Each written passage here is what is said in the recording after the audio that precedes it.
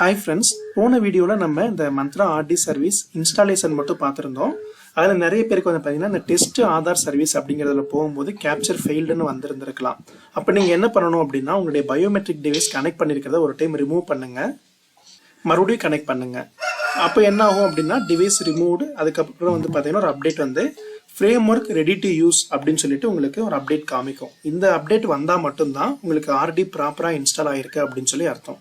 மறுபடியும் ஒரு டைம் கூட நீங்கள் டெஸ்ட் ஆதாரில் போயிட்டு ஒரு டைம் ஸ்டார்ட் டெஸ்ட்னு சொல்லி கொடுத்து பாருங்க.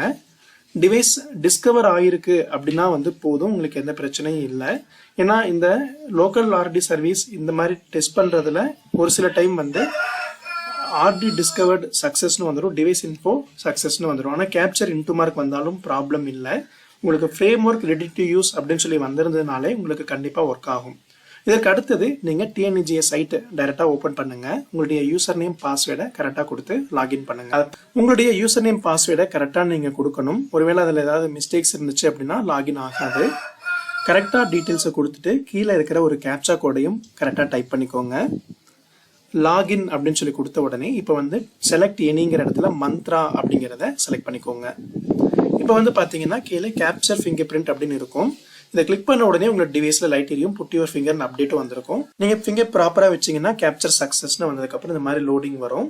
அதற்கு அடுத்தது டைரக்டா உங்களுடைய ஹோம் ஸ்கிரீன் ஓப்பன் ஆயிடும். இதுதான் வந்து நீங்க லாகின் பண்றதுக்கான ப்ரொசீஜர்.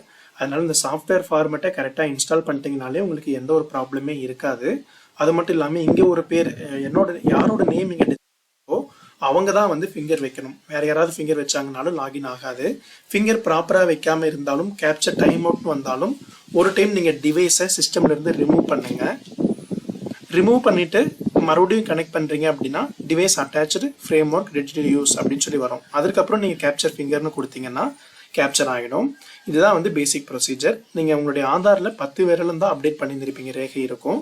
அதனால நீங்கள் எந்த 10 விரலில் எந்த ஃபிங்கர் வேணாலும் வச்சு எப்போ வேணாலும் ஓப்பன் பண்ணிக்கலாம். இதுதான் வந்து ப்ராப்பரான ப்ரொசீஜர். கரெக்டாக எல்லாரும் ஃபாலோ பண்ணிக்கோங்க.